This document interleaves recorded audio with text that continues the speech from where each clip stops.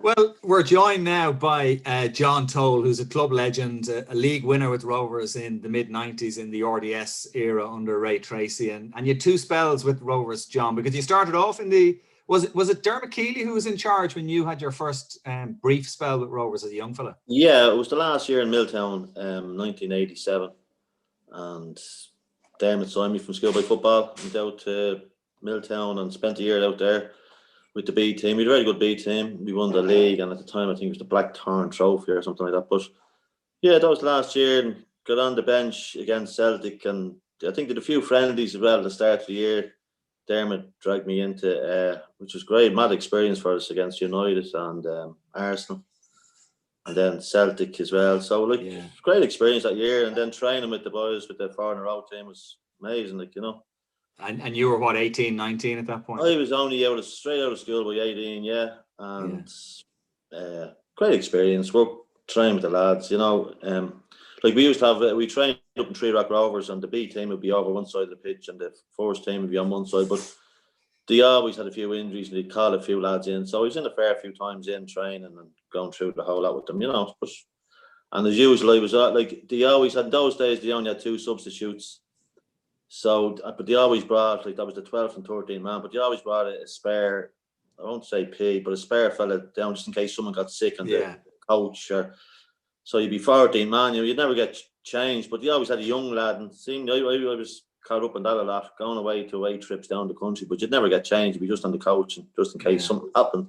Yeah, good experience, though, as you say, to be mixing. It was great, it was great, and I got to know the lads great. It was very good, yeah. I know it was a great experience, and was there. You go to every game then on the Sundays. If you weren't kind of involved or 14th man, you'd be there. We got all the games the last year, and it was a fantastic experience, brilliant experience, yeah. And those matches that you mentioned, the games against the likes of Manchester United and Arsenal, who came over to Milltown as well, and obviously the Celtic games, Rovers were really, that was a great team. They were really competitive. They were beating the likes of Southampton and Manchester United. I think they bet United, and I can't remember the Arsenal results.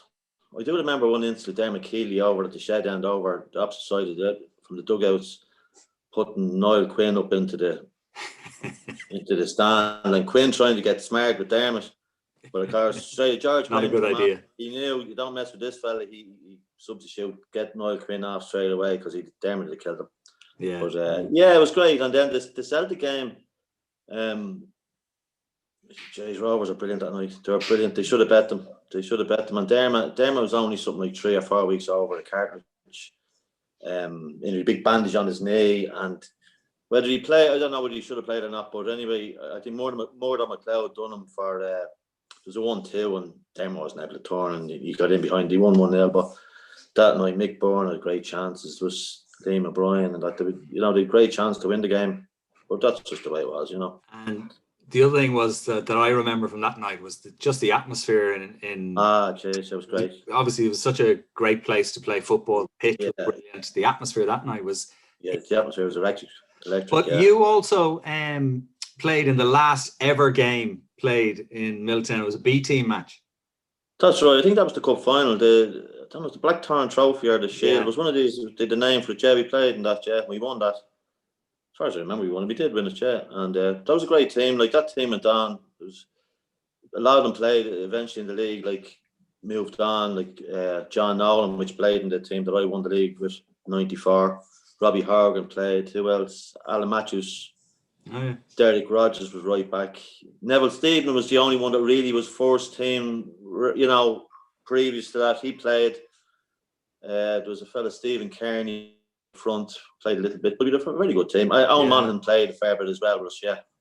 Remember, Owen was kind of nearly always 12th or 13th man with the first team that last year, anyway. Yeah. But we had a very good team. Yeah, very good team we had. You were probably young at the time, and maybe the significance of playing the last ever game at Milltown. I mean, you had a football match to win, and that was your concentration. The last game at Milltown probably didn't have as big an impact, maybe, as it might have. No, at the time when we were playing, we didn't know Milltown was going to be sold. We probably knew, but there was nothing. It wasn't really in our thoughts. The way you don't think it's going to happen. It's like saying you just don't know what's happening. You just totally football, thinking of football. the ground wasn't really in our minds at the time. It's only the aftermath, of course, what all happened and all. But at the time, no, we were just focused on the game and get on with the game. And, you know, you don't think the nostalgia of it, the last game and all that, but it was what it was, and that's it, you know. You went on to Drogheda for a couple of seasons and then came back to Rovers. Was it Ray Tracy who brought you back? Yeah, well, before you go on, Colin, if you want to just, the following year then I was with them in Milltown, or in Tolka, which was a disaster. That was a disaster year, and I actually made something like 20 appearances that year. Now, some starting, some as sub, you know, coming on and off. But it was after that then, that year was kind of, you know, it was what it was that year. It was just a nothing year really for the club. Was it difficult for the players with the outside the ground and all that? Yeah, it was very difficult. Yeah, none of the players, they were totally, you know, like the air taking out of a balloon was totally, you know, down. Training was down. Everything was just downbeat, you know.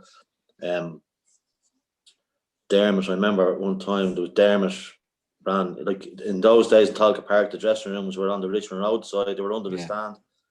I remember one time at half time he was getting a bit of abuse from the windows, you know, and he ran up the steps and out and he was going to challenge somebody, you know, but he made a mistake. He knew, but it was just a bad year. Yeah, but at the same time there was, I don't know, I think we might have came third or fourth that year. I don't even know. You'd want to go back into the archives, but they weren't that far away. They could have went on and won another league if it was in Milltown again or whatever, and God only knows where I'd end up. But it was just, you know, it was just a bad year for the club, I think. But instead then at the RDS. Sorry? Did you have happier times then at the RDS? Ah, yeah, absolutely. No, that was very good team. Yeah, well, I moved then the following season. I moved up to Drogheda. Liam Bryan was the manager of the Rovers B team. If you remember him, he was Jim McLaughlin's assistant manager. And he took John Nolan, Robbie Horgan, myself. And he'd one or two lads he had from previous Rovers B teams, I think. I don't know if Jerry Scully played in the Rovers B team. There was one or two. But anyway, we went up to Drogheda and we had a good few years in Drogheda. Then back to the RDS in 92, I think I signed Ray Tracy. I met Tony Mack in the Skyline Hotel and I think I signed within 5 minutes. You know, he actually said before, I remember him saying to me, "You're the easiest fella to sign," but it's just easy to sign back. You know, the club that you started off at, that was where I wanted to be, you know. At the same year I remember meeting Brian Kerr in the Skyline as well, but there was not even a chance in hell. Once I knew Rovers were interested, I was happy to go back to where you knew. And that league winning team in 94, I mean, when the season started, did you feel when you looked around the dressing room, we have a chance here to win in the league with this squad? Not really at the start, no. But I do remember we had the hardest pre-season I think I've ever done. I remember we used to, like, the RDS was great. As a Dermot made it a base for us. Like, we used to meet there in all the cars in the car park. And he would say, "Right, lads," we used to go down to the Shelly Banks down in Ringsend. You know where the big pipes are? Yeah. And literally he'd say, "Just bring your runners, lads. Don't bring any balls." And he'd run the socks off us. Then the following night, he'd be going up to Killiney Hill and he'd do loads of run around Killiney Hill.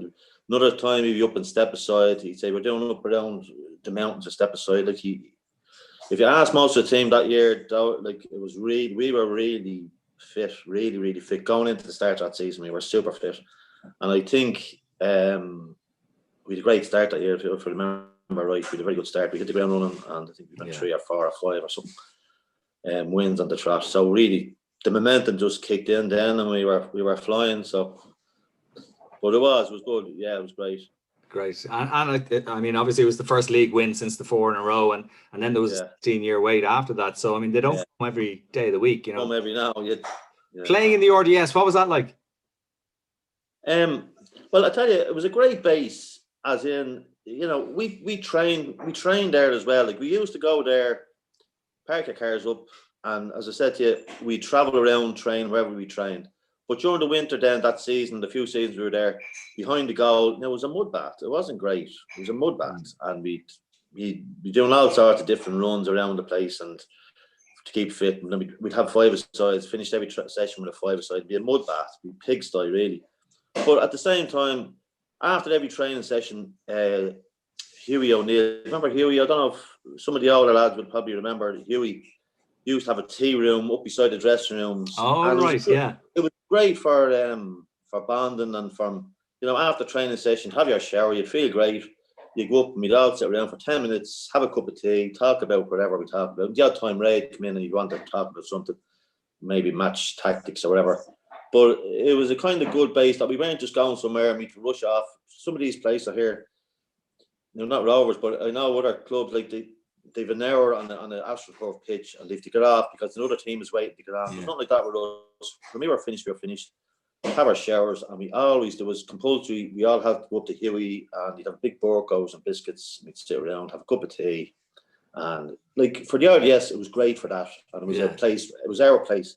But now, going back to that, like the pitch, you know, it depends what time of year it was. The pitch was like newly laid carpet that wasn't stuck down sometimes. You know, I mean, we'd roll the carpet, you know, sometimes, and it got very soft. If it was bad rain, it got very, very soft. Now, it was a big pitch, and we tried to play football on it. So when it was really good, we could play football on it. You know, there's plenty of space on it. But when the conditions got really bad, it did cut up. You know, you had to dig in, and it got messy at times. But sure, no, look, we won a league on it. You know, I remember the game against Shelbourne should never have been played.